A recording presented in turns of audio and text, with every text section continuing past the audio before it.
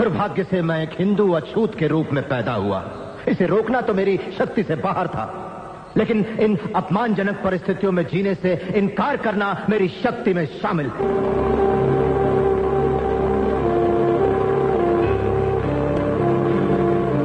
हालांकि मैं हिंदू पैदा हुआ हूं, लेकिन मैं भरोसा दिलाता हूं आपको कि एक हिंदू के रूप में हरगिज नहीं मरूंगा।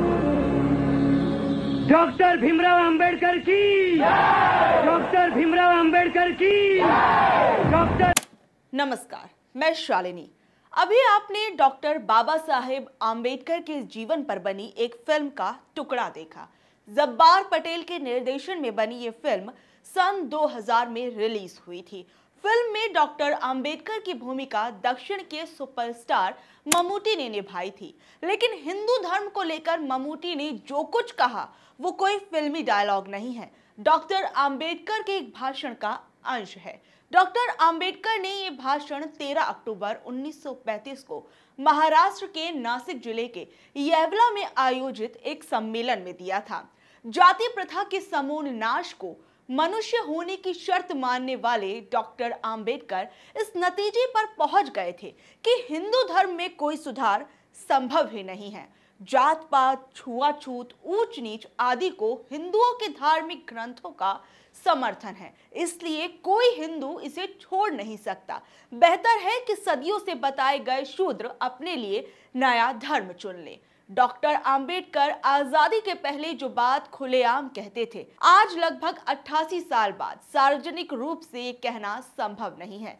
बीते दिनों तमिलनाडु सरकार में मंत्री और फिल्म स्टार उदयनिधि स्टालिन ने सनातन धर्म पर जो टिप्पणी की थी उस पर राजनीतिक उबाल आ गया। खास तौर पर उत्तर भारत में बीजेपी ने इसे हिंदू धर्म का अपमान बताते हुए अभियान छेड़ दिया।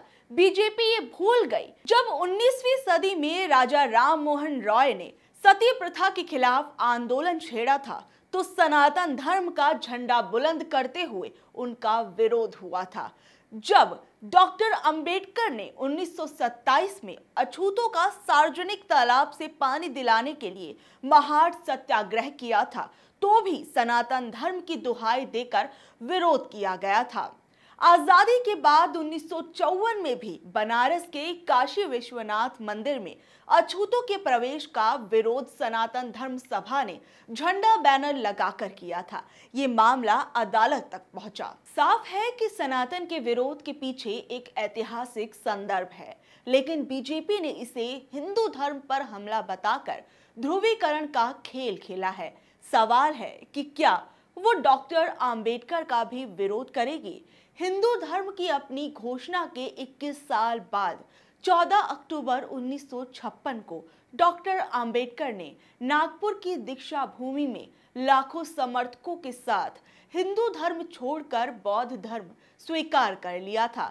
यही नहीं, इस मौके पर डॉक्टर अंबेडकर ने उन्हें 14 प्रतिज्ञाएं भी दिलाई थी। ये प्रतिज्ञाएं थी, मैं ब्रह्मा, विष्णु और महेश में कोई विश्वास नहीं करूंगा और ना ही मैं उनकी पूजा करूंगा। मैं राम और कृष्ण जो भगवान के अवतार माने जाते हैं, मैं कोई आस्था नहीं रखूंगा और ना ही मैं उनकी पूजा करूंगा। मैं गौरी, गणपति और हिंदुओं के अन्य देवी देवताओं में आस्था नहीं रखूंगा और ना ही मैं उनकी पूजा करूंगा। भगवान के अवतार में विश्वास नहीं करता हूँ। मैं ये नहीं मानता और न कभी मानूंगा कि भगवान बुद्ध विष्णु के अवतार थे।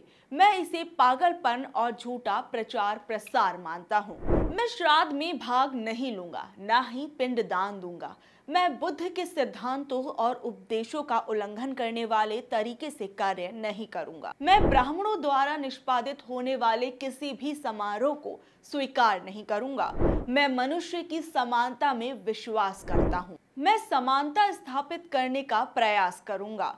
मैं बुद्ध के अष्टांगिक मार्ग का अनुसरण करूंगा। मैं बुद्ध द्वारा निर्धारित परमितों का पालन करूंगा। मैं सभी जीवित प्राणियों के प्रति दया और प्यार भरी दयालुता रखूंगा और उनकी रक्षा करूंगा। मैं चोरी नहीं करूंगा। मैं झूठ नहीं बोलूंगा। मैं कामुक पापों को नहीं करूंगा। मैं शराब, ड्रग्स जैसे मादक पदार्थों का सेवन नहीं करूंगा। मैं महान अष्टांगिक मार्ग के पालन का प्रयास करूंगा एवं सहानुभूति और प्यार भरी दयालुता का दैनिक जीवन में अभ्यास करूंगा। मैं हिंदू धर्म का त्याग करता हूँ जो मानवता के लिए हानिकारक है और उन्नति और मानवता के विकास में बाधक है, क्योंकि ये असमानता पर आधारित है और स्वधर्म के रूप में बौद्ध धर्म को अपनाता हूँ। मैं दृढ़ता के साथ ये विश्वास करता हूँ कि बुद्ध का धम्म ही सच्चा धर्म है। मुझे विश्वास है कि मैं फिर से जन्म ले रहा हूँ इस धर्म परिवर्तन के द्वारा। मैं गंभीरता एवं दृढ़ता के साथ घोषित करता हूँ कि मैं इसके धर्म परिवर्तन के बाद अपने जीवन का बुद्ध के सिद्धांतों व शिक्षाओं एवं उनके धम्म के अनुसार मार्गदर्शन करूंगा। इन 22 प्रतिज्ञाओं में बाकी चीजों के अलावा हिंदू धर्म को मानवता के लिए हानिकारक बताया गया है, तो क्या बीजेपी डॉक्टर आंबेडकर के खिलाफ वैसा ही अभियान चलाएगी जैसा कि वो उदयनिधि स्टालिन के खिलाफ चला रही है? क्या ये 22 प्रतिज्ञाएं देशद्रोह की श्रेणी में आएंगी? बीजेपी को इन सवालों का जवाब तो देना ही पड़ेगा, क्योंकि संवेदना सिर्फ मंदिर में भव्य पूजा कराने वालों की नहीं होती, उनकी भी होती है जिन्हें सदियों तक मंदिर में प्रवेश ही नहीं करने दिया गया।